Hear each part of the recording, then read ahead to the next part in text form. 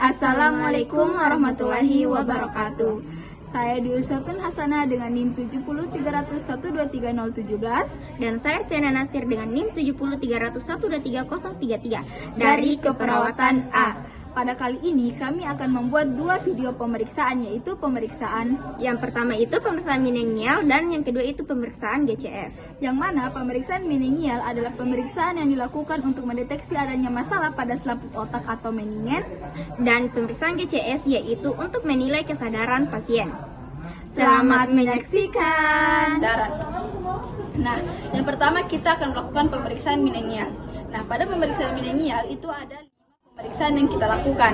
Nah, yang pertama itu ada pemeriksaan kaku kuduk. Sebelum kita melakukan pemeriksaan kaku kuduk, kita akan mengecek terlebih dahulu sendi pada leher pasien, yaitu dengan cara menggerakkan ke kanan dan ke kiri. Gunanya untuk melihat apakah ada kekakuan sendi pada bagian leher atau tidaknya pasien.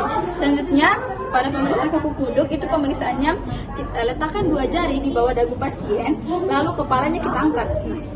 Jika pada saat kita menaikkan ataupun mengangkat ini kepalanya pasien, dagu menyentuh bagian tangan yang kita letakkan di bawah leher, berarti itu normal. Nah, jika terjadi penekanan ataupun ada nyeri yang dirasakan oleh pasien pada saat kita melakukannya, maka hal tersebut positif kaku kuduk. Nah, setelah itu kita masuk di pemeriksaan Bruzunukis 1, yaitu dengan cara seperti tadi, seperti kuduk, kita angkat kepalanya, terus kita perhatikan pada bagian kakinya. Apabila terangkat dan ada rangsangan nyeri, berarti itu positif Bruzunukis 1. Nah, selanjutnya ada Bruzunukis 2.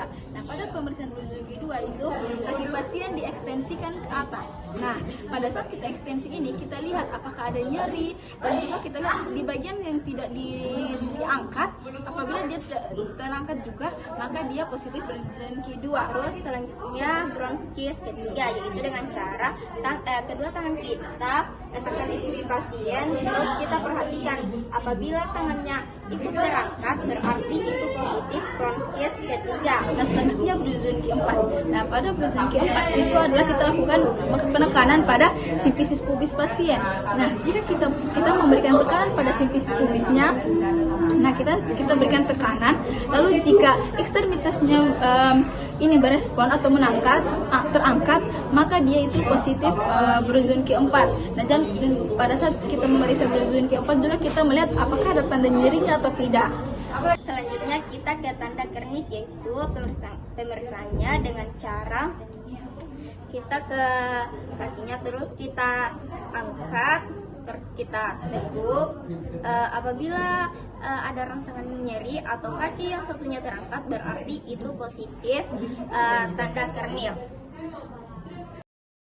Baik, selanjutnya kita akan melakukan pemeriksaan kedua, yaitu adalah pemeriksaan GCS ataupun pemeriksaan kesadaran.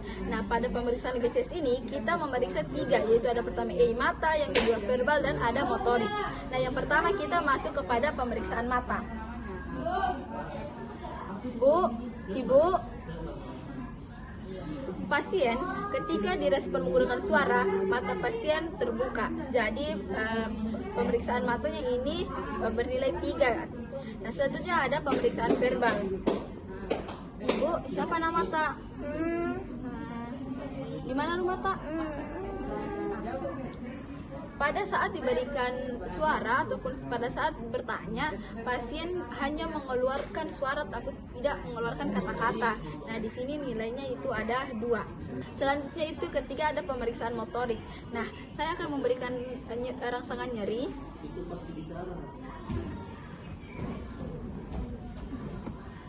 Terlihat ketika saya memberikan rangsangan nyeri, pasien mengfleksikan tangannya namun tidak kuat. Jadi fleksi di sini pasien melakukan fleksi abnormal.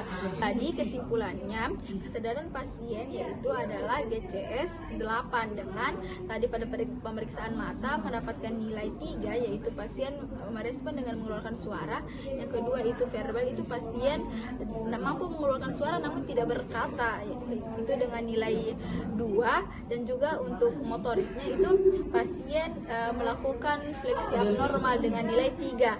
Jadi pasien GCS 8 dengan kategori GCS somnolen. Baik, kita ke pemeriksaan selanjutnya yaitu pemeriksaan GCS. Yaitu kita akan memeriksa pada bagian mata, verbal, dan motorik. Yang pertama kita periksa bagian mata. Bu Dwi. Nah, pasien terlihat membuka mata ketika mendengar suara, berarti nilainya yaitu 3. Selanjutnya kita ke verbal, yaitu menanyakan sesuatu kepada pasien.